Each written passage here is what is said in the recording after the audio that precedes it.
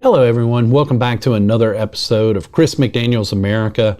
As you can see, Chris is again out this week. You know, such is the life of being a attorney is, you know, sometimes work takes over for him. But as always, I have my steady number two when Chris is out in Jim Cegelski. Jim, welcome back again. It's first time we've seen each other since the election, we realize. Absolutely. And boy, what an exciting time this is actually. Who won again? I was wishing everybody a happy Trumpsgiving, so. Yeah, the election definitely went our way. You know, I mean, it's been exciting.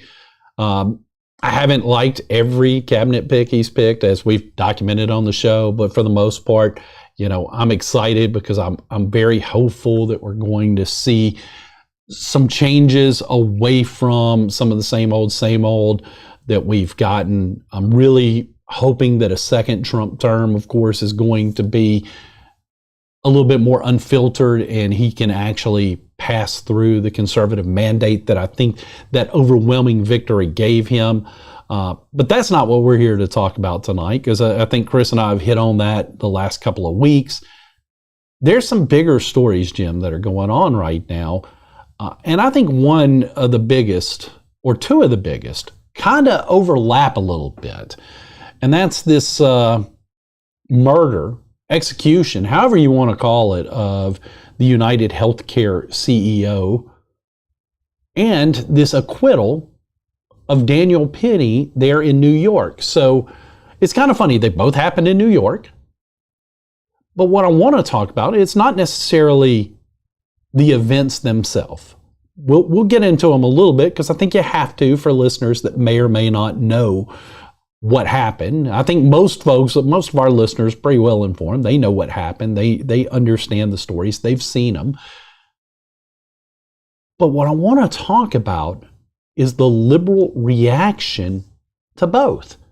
Because again, both involve a death, one an execution, the other one self-defense.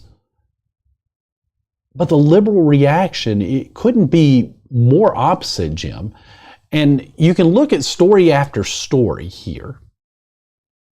We'll start with this first one that I found. And again, if you've not been paying attention, they made an arrest in the case. They caught the person they believed to be the assassin based on his actions after being picked up. Again, innocent until proven guilty, but he checks all the boxes. Yeah, Jim. He looks pretty guilty. Yeah, you know, his name, Luigi, help me again with Jim. Mangione. Luigi Mangione.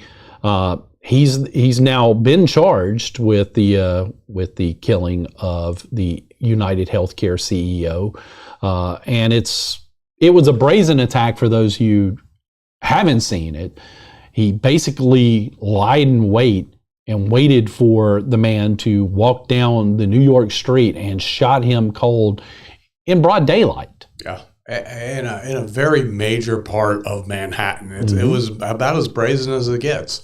I mean, it's crazy when you think about it. But one of the things that I have found fascinating is there are liberals out there who have been cheering this guy on. I mean, Jim, you've seen it, haven't you? You've been watching the fact that there are those on the left who actually were happy to see this happen. Now, look, we're not defending this CEO. Any actions you might point out about him that might come across as shady, we understand that there were things like that. So we're not defending him. But he still was a human being. There was still a life taken here in this instance. And yet, liberals out there are celebrating this. And it's fascinating to me, Jim. There is a reporter who has been, and I'm hesitant to call her a reporter, Jim, because I think she's kind of disgusting. You're talking about the ex-Washington Post reporter? Yeah. Taylor Lorenzen, yes. Former Washington Post. Now I believe she is with the Daily Beast. Maybe she's a former Daily Beast writer as well. I'm not sure. but she's now a podcaster for Vox Media. So yeah, she's both former Washington Post and I guess former Daily Beast, both, known for their liberal content, of course. She's now a podcaster, and apparently, of course, she's been celebrating it. And while she was on Piers Morgan's show, she was on a panel where she said her reaction to the killing was joy. Insane to me. And of course, Piers Morgan called her out for it, as he should have. She, of course, wanted to try to spin her way out of it. But she said what she said. And it is brazen in how they're trying to put this out. I mean, they're not hiding it. I think it was just the other night, maybe last night, on the Jon Stewart show, The Daily Show. He was talking about it, and when he talked about the murder, his audience erupted in cheers. Again, if you know anything about The Daily Show, it's a decidedly liberal audience. This is not a conservative show in the slightest. So that audience makes up that demographic. So here we have them making these cheers.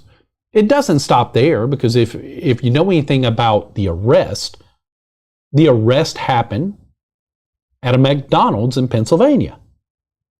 Wouldn't you know that there are many liberals out there that are now review bombing this McDonald's location?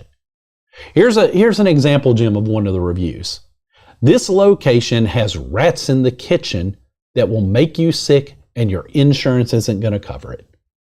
I mean, again, they're review bombing this restaurant because that employee there did the right thing. He saw someone he thought looked like the suspect, and he called it in. He didn't do anything wrong. Nothing he did there was wrong. But he's now a villain, and the place he works is a villain because that's the way the left views this, Jim. Listen, Jack, I'm not going to call all Democrats evil, but there is an evil wing of the Democrat Party. These are the same people that after Trump was shot, many of them went online and said they wish he would have been killed. And this is pure evil. These are people that are glorifying murder and want anybody that's connected with Trump, anyone who's a corporate person, anyone who doesn't line up with their ideology, they want them dead. And that probably includes you and me, actually. And that's what's scary, because again, they're not hiding. No, and the funny thing is they call us extremists. Yeah. But really, who is? I mean, they prove over and over again who the extremists really are. And I think America kind of woke up to this in this past election, and people, the country's shifting to the right, and it's because of these people right here. Because the real fascists, the real extremists, are always on the left. I will give at least, again, Google's a pretty liberal company themselves, but I'll give them props. They pulled most of these reviews for violating their policy. So kudos, again, we criticize, but we'll also give you your props when you do something right. So, but it's just crazy that they had to. It's crazy that these even went up in the first place. And again, how many times have we heard whenever a woke movie bombs or a woke TV show bombs, oh, they review bombed them. Oh, it's the right. It can never be the fact that people just didn't like the content they put out. It's always that. Well, now we see who's more guilty of review bombing here in the reality, because I just find it disgusting that this is the way that they acted. But then you flip that on its head, because we had this case involving the Marine there in New York and Daniel Penny. Daniel Penny got on a subway train. On it, there was a man, homeless man, who was schizophrenic, who had a history of arrest, who at the time, they say, was high on some synthetic form of marijuana. So you factor in all these things, and he gets onto the train and he starts threatening to kill everyone. He's making bold threats at the passengers. Daniel Penny, being a trained Marine, he did the right thing. He grabbed the suspect, put him in a chokehold, and subdued him. Later, the man passed away. Wouldn't you know it, the city of New York, the state of New York, presses charges against Daniel Penny. Daniel Penny only was acting in a manner of self-defense and also protecting the other passengers on the train. He's an American hero. I mean, but not to the left. He was acquitted. And now that he's been acquitted, if you watch the left and their reactions to this acquittal, it's the worst thing ever. It's all race because Daniel Penny was a white guy and the homeless person was a black guy. So it's turned into a race deal when it never was. One of my favorite things is when somebody said that, well, if Jordan Neely, which was naming the homeless person, if he had been a white guy and Daniel Penny had been a black guy, I wonder what these people would be saying. We'd be saying the same thing. Because again, to me, I didn't know the race of the homeless person until they told me. I didn't care. I heard the story that a guy went on the train acting erratically and Daniel Penny stopped him, put him in a chokehold, and that was the way how I heard it before I ever even heard the race of either one of them. But the left is trying to spin this in. I have seen liberals refer to him as Daniel Penny as a white supremacist. I don't know if he is or isn't. I hadn't seen a story. I hadn't seen any evidence that backs that up. No, he's a hero Marine is what he is. Mm-hmm. And listen, they pulled the same stunt with Kyle Rittenhouse. They've pulled the same stunt with that kid that was sitting there doing nothing on the steps of the Lincoln Memorial. Mm-hmm. But there is racism in this story, but it's all coming from the left. Because if the races were reversed or this was two black guys that were involved, Alvin Bragg, the racist DA of New York, never would have brought charges in this case. The only reason charges were brought in this case was because Daniel Penny was a white guy. And so there is racism here, but it's racism against Daniel Penny. Absolutely. And we're seeing the evidence of the racism, not just in the actions of that DA. I mean, we're seeing it on the reactions of those on the left. We'll start, before I get to the most absurd one, we'll start with everybody's favorite AOC. That brain trust that sits up there in Washington as part of the House. She is now, of course, she wants to jump involved in this, and she says the subway will be safer if we lock up people like Daniel Penny. Safer because Penny protected the subway from Neely, but apparently she thinks that people like Neely should be allowed to go on the train and threaten whoever they want. Again, none of us wanted to see Neely pass away. None of us. But the man went on there making threats. Again, and I don't think he passed away immediately after the chokehold. I think it was shortly after. Maybe I'm wrong. I hadn't studied all the factors there. But at this instance, when a guy, and again, you and I don't know Neely. No. We don't know that he has a mental illness. We don't know that he's homeless. We just see a guy on there shouting, making threats. And it doesn't matter, Jack. Yeah. If he's homeless or has a mental illness, he's threatening people's lives. Exactly. He came on there that day and actually said, I'm ready to die and I'm ready to take people with me. So Daniel Penny absolutely is a hero in this. And why he's not being portrayed by everyone like that is beyond me. Again, it's racism against Daniel Penny. The man, I'm someone who rode the New York subway for 2 years straight every weekday. And this kind of incident occurs on there quite regularly. And I can speak for millions of subway riders is there needs to be more Daniel Pennys because there's a ton of Neelys riding that subway who are always threatening innocent people that just trying to get to work. The vulnerable are preyed upon on the subway system all the time. I've been saying this for a couple of years. They need to start bringing back insane asylums because there's insane people running all over the city of New York, and 90% of them hang out in the subway system. I agree. And it's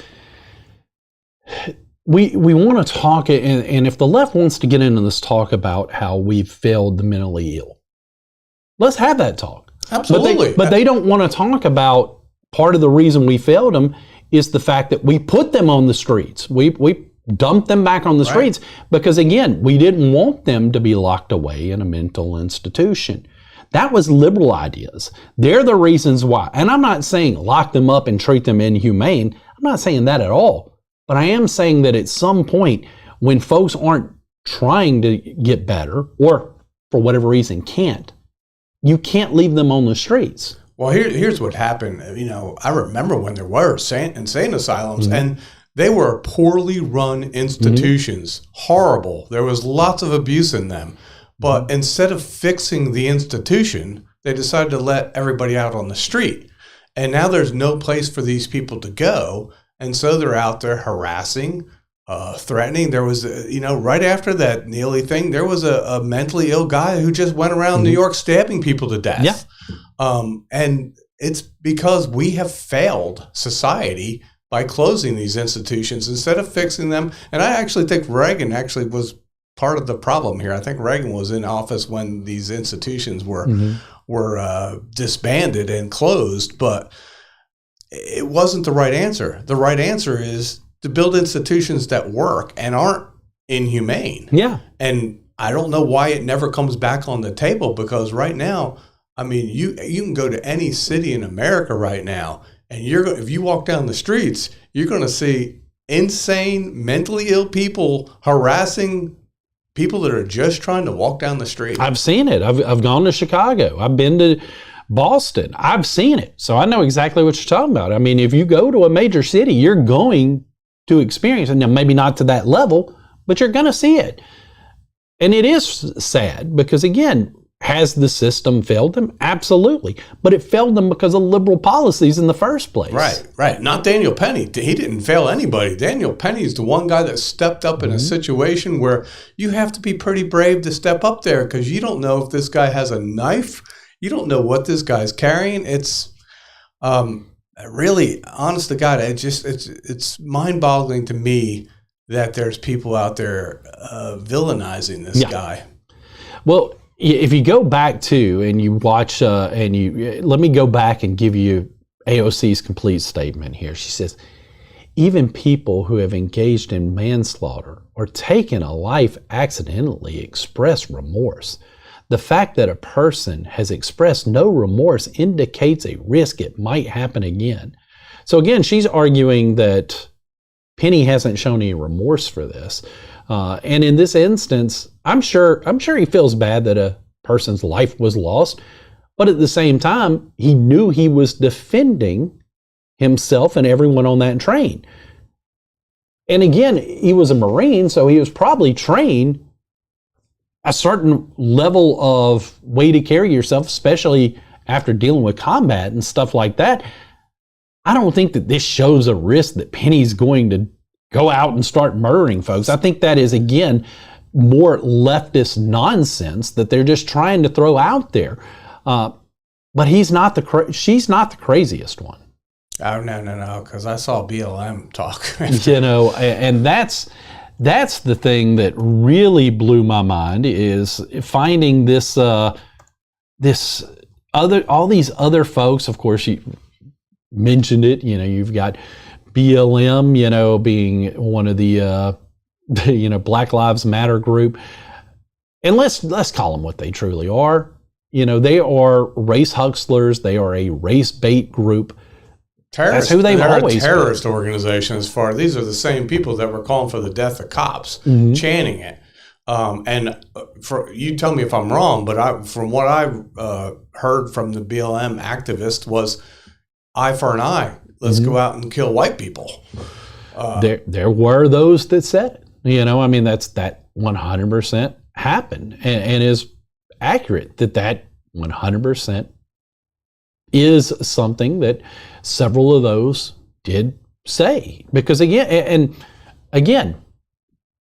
we're not arguing that any of us wanted to see Neely die. We're just arguing the fact that to sit here and try to paint Daniel Penny as this terrible vigilante, white supremacist that the left is now just dying to do. It to me, it's fundamentally dishonest, first and foremost, Jim.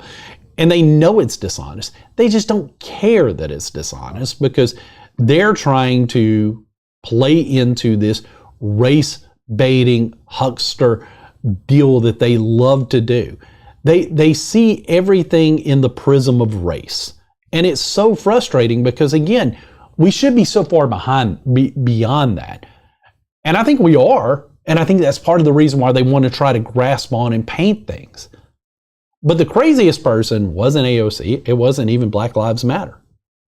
It was outgoing Representative Jamal Bowman from New York.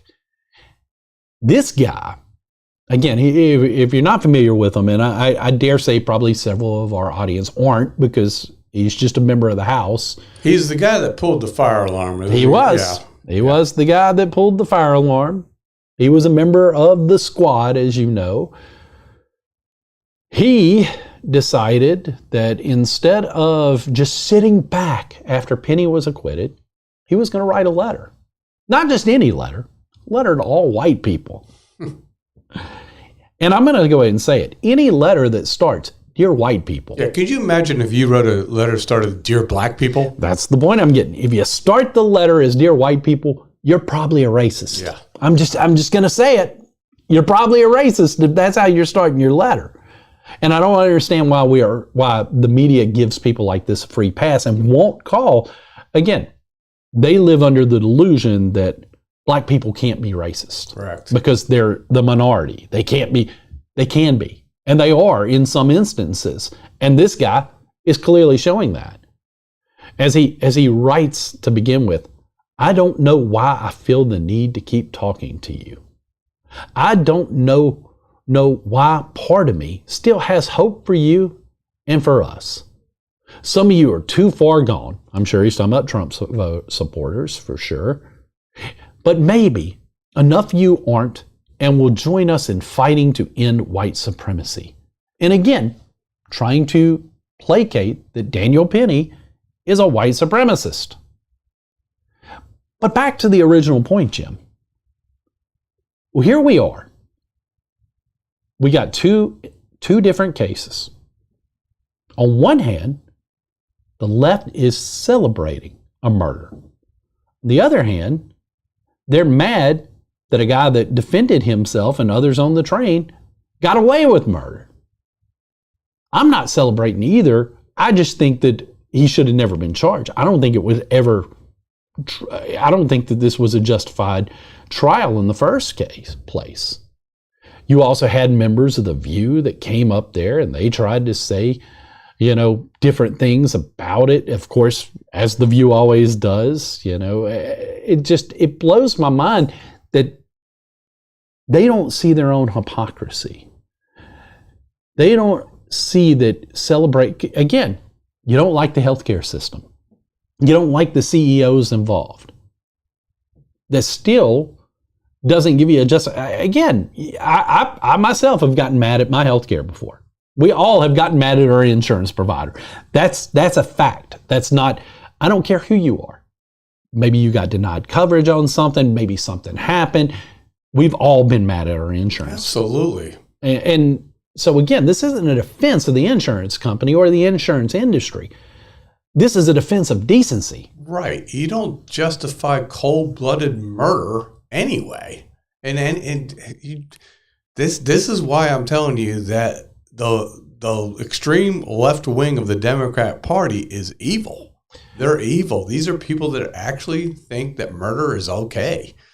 Oh, yeah. Well, he went further because it's kind of funny that I just talked about hypocrisy because his next part of his tweet was, "I just want to call out hypocrisy and evil of it all and just continue to hope. I won't rely completely on you because I know what's most important is to work with my community and other like-minded allies in the fight for justice. So again, he talks about hypocrisy, but he doesn't see his own hypocrisy. Yeah. Of course, he goes on and lists other high-profile deaths and violence against black people like Rodney King, George Floyd. You know, he goes down that hit list there. And of course, then he wants to, you know, continue to attack Penny. And then, of course, he couldn't help himself. He attacked, you know, Rittenhouse, which, again, correct me if I'm wrong, the folks that he shot, they weren't black people. You know, so, yeah, and they were chasing him with a gun. Yeah, but we ignore that stuff when it's convenient for them. Again, I'm just trying to understand, and I'm asking for some consistency, liberals, because y'all aren't showing us any consistency, because you either think it's wrong, you don't like murder, or you're okay with it. And we know they're okay with some forms of murder because they're pro-abortion, so we know they're okay with some forms of murder. Well, they're okay with murdering the heads of United Health. Apparently so. It's just crazy. And again, nobody's disputing the fact that Jordan Neely was sick, that he was mentally ill. We have sympathy for that. We wish that he could have gotten the help that he needed. Yeah. But the fact that he got on a subway train and started threatening the passengers, it changes the entire narrative they're trying to. This wasn't a case of white versus black. It was not a case of race. This was a case of this guy's threatening. I have the skill set to stop him, and he stopped him. Right. If Jordan Neely had gotten on the subway train like a normal person, sat down, and went to his next destination, he'd still be alive today, and everything would be fine. Daniel Penny got up and solved a situation that was dangerous at the time, and there was a lot of innocent people whose life, and they testified that they felt like their life was on the line. So it's an open and shut case. The fact that the left can turn a case like that around and turn an American hero into a villain, that just shows you what's wrong with the left. But the good news about this is, Jack, I think that mentality is getting smaller and smaller and smaller. This last election of Trump, where the country swung way to the right, I think is a continuing trend. I think more and more people are actually seeing that the media can't be trusted. What they're being told is a bunch of lies. It's race baiting, and it's really just there to divide us. And that's what AOC is trying to do. That's what Jamal's trying to do. That's what BLM's trying to do, just trying to divide us along the lines of race. But there is a lot of really good people now that are just seeing what this is for what it is. And I have a lot of hope for the future that this kind of stuff is eventually going to, basically fade away. It's interesting that you bring up the distrust of the media, because we got to take our break. We got to go to the ads real quick. But when we get back, I want to talk a little bit more about the media. I want to talk about how they are quick to fact check things, but don't always show us where they're getting their facts from. Let's pause right here for a break. When we get back, we'll get into that.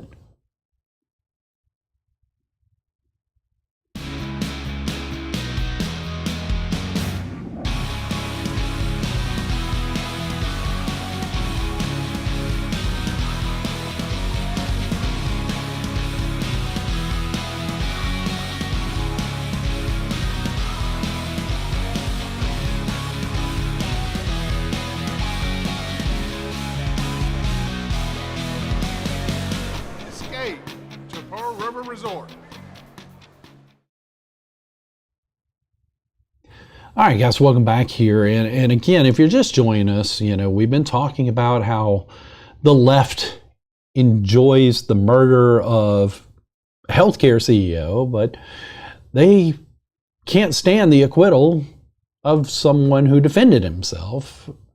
We see the hypocrisy of the left time and time again. But there's another element that we need to talk about, and it's one that people understand. I was reading some of the transcripts and the coverage of Trump's latest interview, the one he gave on Meet the Press. And I saw on countless news sites where when he talked about certain things, like one of the ones I will point out specifically, when he talked about the claims that RFK Jr. has made about a link between vaccinations and autism, almost every single one of those articles say a claim that's been disproven. Then, of course, if they bring up the 2020 election and, of course, Trump still says that he did not lose that election. He's not backing down from that. They also are quick to throw in false claims that the election was stolen, disproven claims. They constantly put that out there, Jim. But one of the things that they don't do is they don't ever show us their source for where it's been disproven. In the case of the vaccinations and autism claim, they say that there have been several studies. Fine, show me the studies. And show me that it's more than a hypothesis. Because again, a study doesn't always prove. It could be just a conclusion that they're drawing. You can find a study to back up any kind of conclusion that you want to have. I mean, there's studies done probably by the manufacturer of that vaccine that's going to say that, yeah, it's safe and doesn't cause autism. Yep. I mean, they told us the COVID vaccines would keep us from catching COVID. COVID would be gone. Yeah. And COVID's still here. Obviously wasn't true. So I'm with you, Jack. You can't believe, their idea of misinformation is basically you disagreeing with what they tell us. It's not actually disinformation at all. It's just you don't agree what they're telling us and what they want us to believe. Jim, you run a newspaper, and I think that you guys take a lot of pride in trying to make sure. Now, again, no matter who you are, I'm not saying that anybody's perfect. I understand that sometimes something may slip through the cracks and get into print or get on the air that you may later have to come back and retract. But you guys go out of your way to try to verify what you're putting out there. So that way those occurrences are fewer and farther between. But in the age of the modern American media, they don't care about that because they would rather discredit anyone that disagrees with them. And they know they can get away with it by citing vague studies. They know they can get away with it by just saying, well, it's been disproven because, a Secretary of State said it was. Again, show me. I'm not saying that you're wrong. I'm not saying that you can't prove that vaccinations haven't led to autism. But I'm also saying that if you can, you should show it to me. Right. And again, I think that is the fairest way to view this type of stuff. I mean, you and I both have our opinion of what happened in the 2020 election. And so far, they've not shown me anything to change that opinion. I don't think they've shown Trump anything to change his opinion of it. Fortunately, we don't have to talk about it anymore because Trump's going back into office. But I just find it fascinating because I don't see the fact checking go on because we'll see liberals, like again, go back to the top of the show. They're calling Daniel Penny a white supremacist. AOC was doing it. Jamal was doing it. Never called out for misinformation on that, though. Yeah, I don't see disproven claim in the articles reporting those statements. But anytime you have a conservative or Republican or whatever you want to say, come out and say something that they disagree with, they will put that disclaimer, well, this has been disproven. They don't do that with the left. The left gets a clear, clean slate to say whatever they want. They can say the most vile, vicious things against us, and it's just accepted.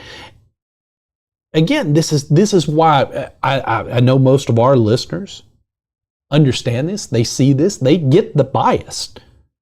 It's still worth talking about because, again, if you're somebody that hasn't paid attention, if you're somebody that just looks at those headlines and you see those disclaimers, debunk claim because studies say. And you're not asking that next question. Maybe you should. Maybe you should be asking for the proof. Asking for them, because again, if they have it, if they can prove it, I want to see it. Until then, if you want to call it a controversial take, fine, fair. If you want to say that there have been studies that claim that it's false, that's fine too. But when you go as definitive as they have on several of these and say that debunked. Yeah, because what they're basically doing is sitting there going, he's a liar. Yeah. That's what they're saying. Yeah. And they're trying to do it in the nicest possible way, but they're basically come out and say, RFK Jr. is a liar. And that's what they did to Trump for the past 8 years. They constantly said, he's a liar. Yeah. The good news again, Jack, is more and more people are turning away from those sources of media. The biggest hero outside of Trump in the past decade is going to be Elon Musk for buying X and giving people alternative sources of news. All the podcasts like Chris McDaniel's America, and there's a ton of them out there. I can't name them all, but a real surge of information's now being found on the internet, on podcasts, on X, that we didn't have that. We didn't have that before. I think that was the biggest difference in this past election, is people stopped getting their news from the CNNs of the world and started turning towards people that are telling the truth on the internet. It's crazy. Sorry, I got a notification on my phone on a story you and I were talking about before the show, that drone thing in New Jersey, and we'll touch on that here in a second. Yeah, it's a crazy story.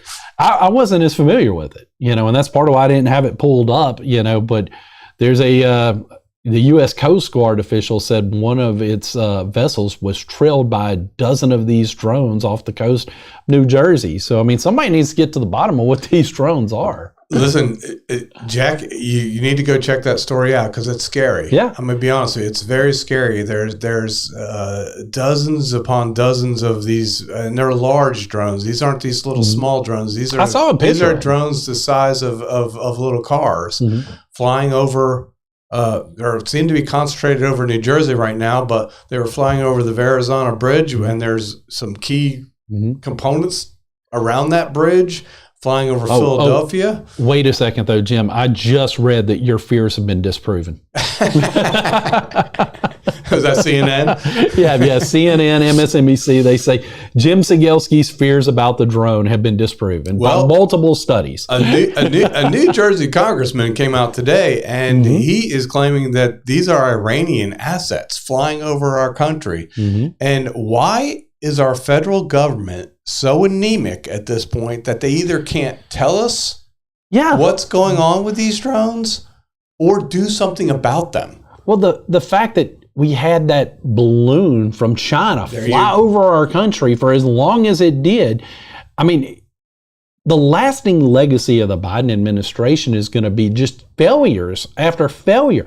This is just another one the fact that this is happening, though, in this little lame duck period that Biden has is really frightening and it should frighten all Americans, because if this is a foreign country and they know that we have a president right now who really isn't all there, drones at this point can release biological weapons. They can shoot. They can do lots of damage. It's not just about intelligence collection, which we shouldn't be allowing that either. Yeah.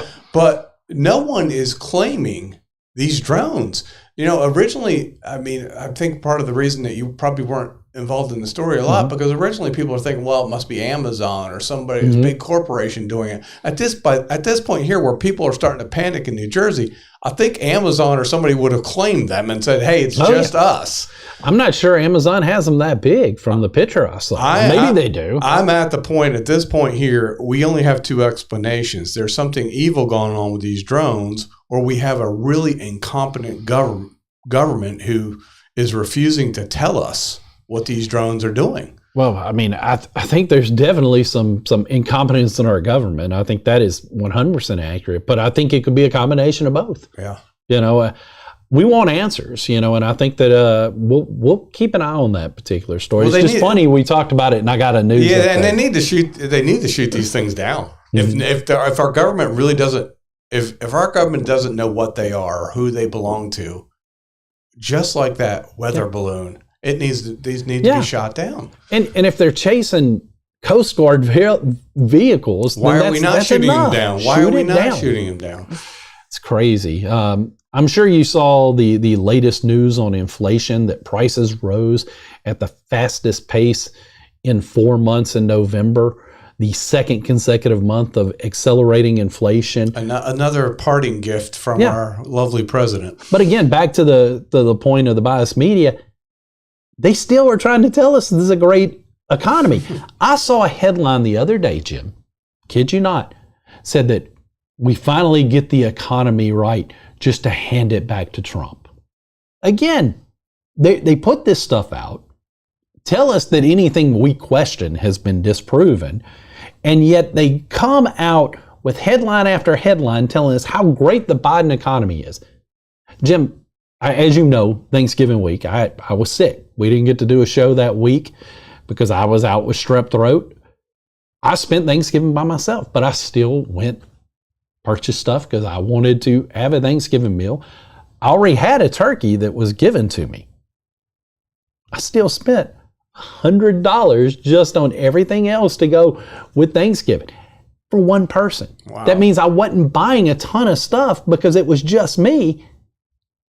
And yet I still spent $100. And you're telling me this economy is great? Yeah. It blows my mind that they put this in print. They say it on their television programs. Who's buying it anymore when we go to the grocery store and we see the proof that the economy is garbage? Yeah, and you know what's going to happen. Trump's going to turn things around.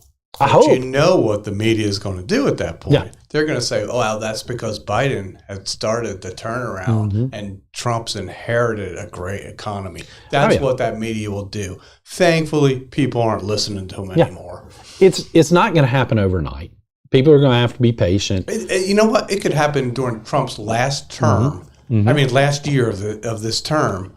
And the media would still claim that it was Biden who had turned it around. You know that that's what they would do. Yeah, because we've seen it. Yeah. And I just, again, if we claim that it wasn't, it'll be, well, Jim and Jack made claims that have been disproven. Yeah. It's insane. Well, one other story before I get to the one I want to close with. I don't know if you saw, but our old friend Mitch McConnell, apparently he took a fall the other day at a GOP lunch. This is coming, almost a year after his freezing episodes that were caught on camera. Again, Mitch is a proud recipient of our Rhino of the Week award. I think he's a 2-time recipient of the Rhino. He probably should win every week. I think that might be why we don't do it as often, because we just know that it can always be Mitch or Lindsey Graham or, Mitt Romney. We know those guys they're gonna fill that void most weeks. And again, not wishing anything ill on Lindsey Graham. He's an older man. But what I do wish is that Lindsey just go ahead and retire. Come home. This is an inherent problem, not just with Lindsey Graham, but with our political system as a whole, that we have these politicians that go up there and refuse to come home. Unfortunately, the voters will not send them home like they should. This is why we need term limits, because folks like Lindsey Graham, who are unhealthy. You talking about Mitch McConnell? Mitch McConnell, sorry. I switched gears to Lindsey Graham. I actually agree with you on Lindsey Graham, too. Lindsey Graham should go home as well. Yeah, Lindsey Graham should go home. But I'm specifically Mitch McConnell, unhealthy. We've known it for a while. It's not a secret that Lindsey Graham is, again, I'm doing it again. Mitch McConnell is unhealthy. They're interchangeable. They are. I'm surprised I hadn't thrown Mitt Romney's name in there, too, because they kind of all work the same. Only difference between Mitch McConnell and Lindsey Graham is Lindsey Graham fakes his support for Trump better. Yep, absolutely true. That's the only difference, is Lindsey Graham was able to wrap himself up in Trump and protect his career, even though he really is just another Mitch McConnell loyalist. Yep. part of the reason why I'm a lot more suspect, and probably my biggest criticism right now of Trump in the early days, is the fact that Trump didn't get more involved in the naming of the next majority leader, and the fact that we were able to, or that unfortunately we witnessed Mitch McConnell's second in command get that position, which means there's going to be no change there, and Trump's going to be fighting Republicans in the Senate left and right. I hope they prove me wrong, but I just know what we saw 4 years ago, and I do think Trump should have jumped in there, made an endorsement, and put those people on notice. Maybe for whatever reason, I don't know why he felt like staying out of that fight, but I wish he had done more, because I just don't think Thune's going to get the job done. But the fact that McConnell was up there having falls during the lunch, having those freezing episodes we've talked about, he's just another in a long line of sad, been there too long politicians. Yeah, we have way too many career politicians who just won't give up that power. I mean, you saw it with Feinstein, you see it with Joe Biden, you see it with McConnell, you see it with Pelosi. They just refuse to give up that power and the money that's come along with it. And it's dirty money, because these people shouldn't be making this much money. And it knows no party. It knows no party. Oh, absolutely no.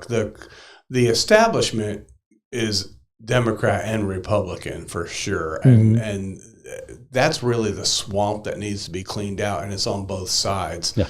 The difference between Republicans and Democrats in general, though, outside of that establishment, is you have a very radical left-wing socialist side of the Democrat Party, and at least on the Republican Party, there seems to be a nice wing inside the MAGA Party that is actual conservative and really loves the country, loves the founding fathers and everything that stands for.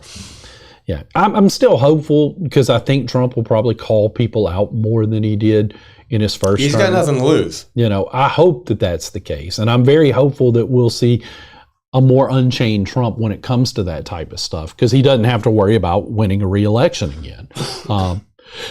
That's what a lot of us have been banking on, and so again, but I do fear that by not getting involved in that vote and letting Thune get in there, that we may have more problems have been created for Trump. We'll see. We'll see how it plays out. Maybe Thune surprises. Maybe we're gonna find out pretty quickly come January 20th, because my two picks, if they go through for FBI director and the Defense Department, if Hegseth and Patel get through, then I think we're going to be all right. Well, I hope so, and we'll see. We'll see. More news, Jim. Before we wrap up, one of the things that always aggravates me, and I think it does you too, is stupid legislation. Whether it's here in Mississippi or anywhere or nationally, these lawmakers that see something happen in the news and feel like they have to react, when the reality is they probably should just not do anything, because it's either a rare occurrence or it's something that can be handled more locally or anything like that. In Ohio, there's a lawmaker up there, and this lawmaker, he is I thought he was a state senator, but he's a representative in the Ohio State Congress, Josh Williams. He's a Republican. Republicans should know better than just trying to make arbitrary laws because again, they're supposed to be the party of liberty, but they like control as much as the next person. Well, if you watch college football, last weekend was rivalry weekend, which was a lot of fun. You got to see a lot of the big marquee matchups, Ohio State versus Michigan. You got to, 2 weekends ago, it wasn't last weekend, right. But you got it here in Mississippi, you got the Egg Bowl, Ole Miss versus Mississippi State, Alabama versus Auburn. I mean, it's a big weekend. Texas versus Texas A&M got renewed this year. So if you're a sports fan, it was a lot of fun. But one of the things that we saw throughout the weekend was rivals deciding to go and plant their flag on the 50-yard line of their opponents. It happened in multiple games throughout the country. In some of them, it started a brawl. Probably the most high-profile one was Ohio State-Michigan game. Michigan wasn't supposed to beat Ohio State. Ohio State, again, is almost always the most overranked team in the country. They are always overrated. Never fails. No different this year. They go in. I think they were like a 20-something point favorite over Michigan. They get beat. Michigan, after the game, they go run out there with the flag, waving it around, and decide to plant it on the 50-yard line. The Ohio State players took exception to it, and of course, a melee begins. I have no problem with them defending their field. Maybe they should have shown a little bit more fight during the game, but again, it is what it is. This is the type of thing that happens from time to time. The conferences, the universities themselves, they can put their own measures in place to protect it. But this Josh Williams, he has authored the Ohio Sportsman Act, which again is it has in the bill, no person shall plant a flagpole with a flag attached to it to the center of the football field at Ohio Stadium of the Ohio State University on the day of a college football competition, whether before, during, or after the competition. Whoever violates this section is guilty of a felony of the 5th degree. So Not only is he trying to put a law out here, he wants to make it a felony to plant a flag. This guy's a clown. And first off, get out of the Republican Party because you belong on the other side. Yeah, when you're putting out he belongs on the loony left for sure. A 5th degree felony. Again, it's the least severe in Ohio, but it carries a penalty of 6 to 12 months in prison and up to a $2,500 fine and 5 years probation. So this is what this guy, who represents Ohio's 41st district near Toledo, apparently, he is so enamored with Ohio State, even though if you read the article, he went to the University of Toledo. He didn't even go to Ohio State.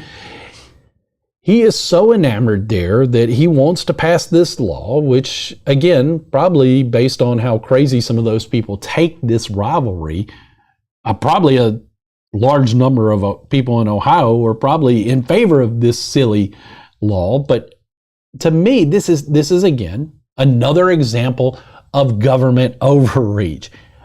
There's no place for this. You're kidding me. I go and put a flag on the 50-yard line of a football field, and it's a felony? What did I do? Is it poor sportsmanship to do it? Yeah, you probably shouldn't do it. But I think they handled it on the field. I think Ohio State took exception to it. Michigan players defended themselves right back. That's what rivalries are. I don't necessarily think that we need legislation to pass. Let the universities themselves handle it. Let them lay down punishment for players that do it if they want this to stop. But a law that makes it a felony?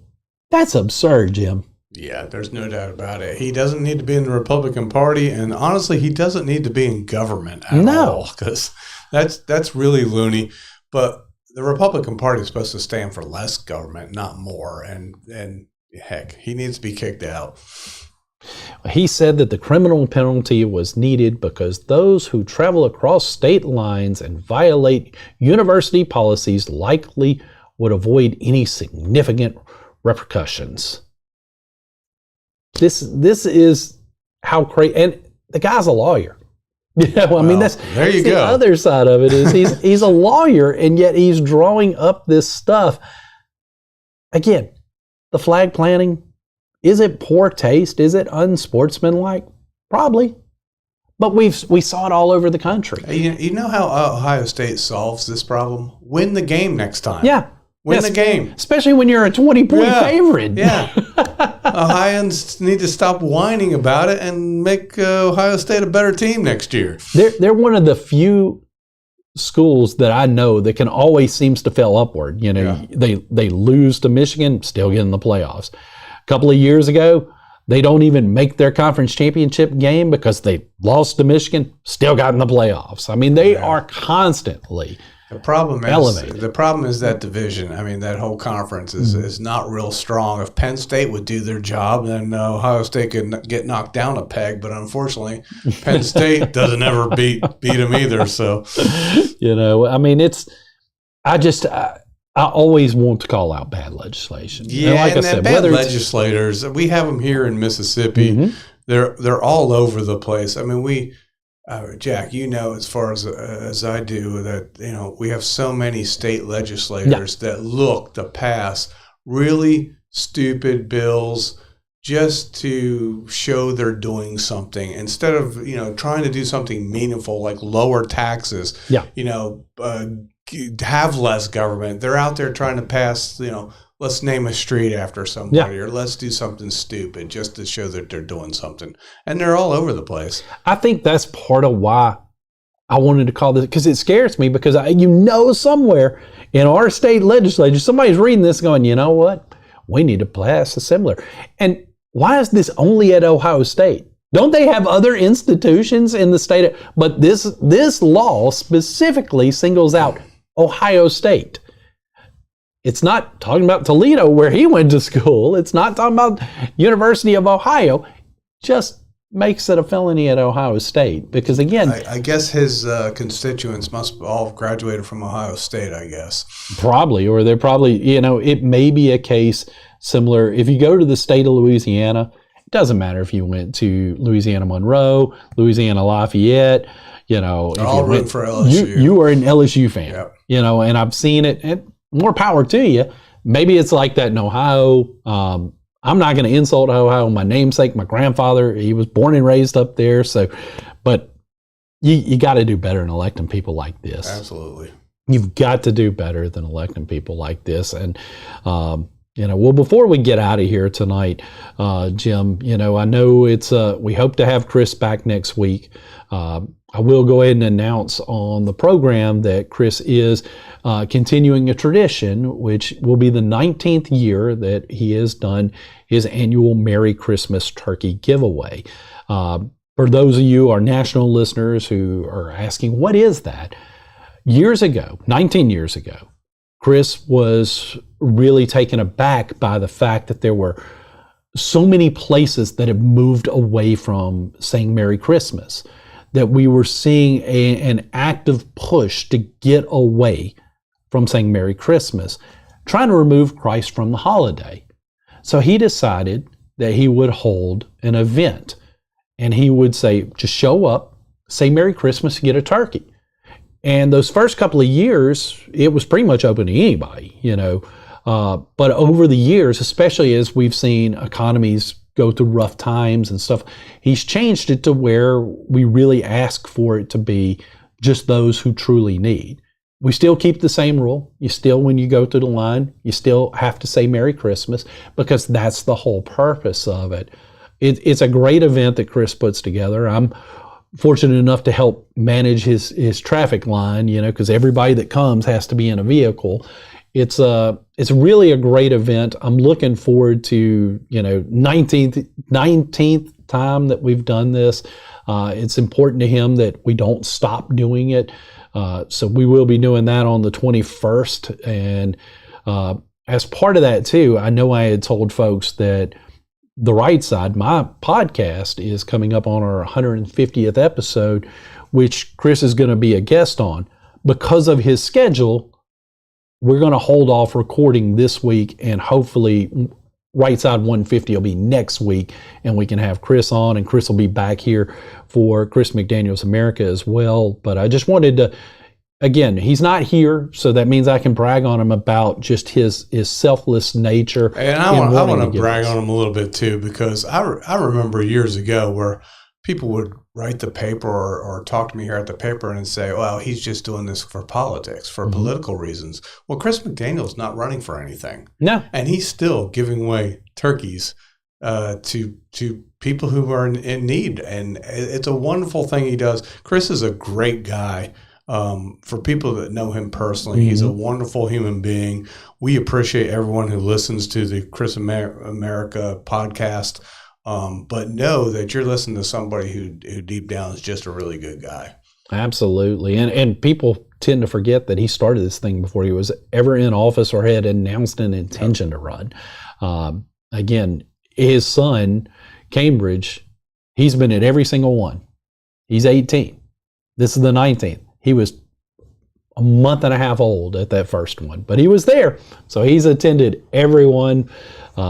It's going to be a good time. So, again, if you're in the area and you want to come out and volunteer, come see us. If you're nationally, hey, stay tuned. We may do something around the turkey giveaway as we get closer to it. But I just wanted to, again, give Chris those props because, again, this is something he doesn't have to do. And the economy's tough. Everybody's struggling, even including people that, might have a little bit more. They're struggling just like the rest of us.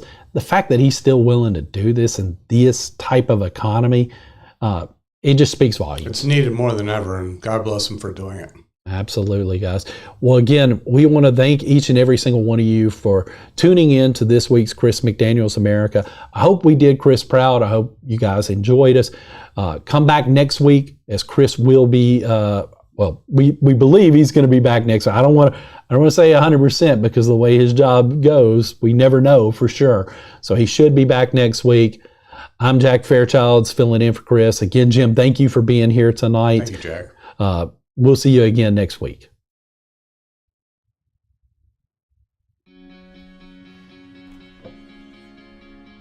Looks like you've been sleeping well. Megan, he's back. The My Pillow guy. And you're looking good. Still feeling good. Well, just when you thought it couldn't get any better, we've got the best pillow ever, My Pillow 2.0. Wow, it's so soft and smooth. It's cool to the touch. How did you do that? Well, we took My Pillow's patented fill and combined it with this new technology that we didn't have back then when I invented My Pillow to bring you the best pillow in history, My Pillow 2.0. Just like all of you, I never imagined that My Pillow could get any better. That's why I haven't changed it in nearly 20 years. Then I heard about a revolutionary new technology, and I knew I had to bring it to you all. My Pillow 2.0 is truly the next generation of My Pillow. The My Pillow 2.0 is cooler and softer than the last My Pillow. It is so comfortable to sleep on at night. I look forward to going to bed, and I wake up well rested in the morning.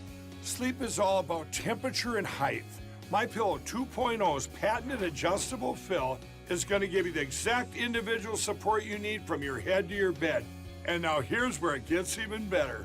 We've all experienced those temperature-related sleep interruptions where you get too hot, you toss and turn, you flip your pillow over to the cool side. Well, all that's gone with my brand new My Pillow 2.0 cooling fabric that's made with temperature-regulating thread. The best sleep just got even better. Whether you have a MyPillow or not, you need to get the brand new MyPillow 2.0. Call or go to MyPillow.com now. Use your promo code, and for a limited time when you buy one, you'll get a second one absolutely free. You're sleeping even better. And cooler, too. And you're looking good.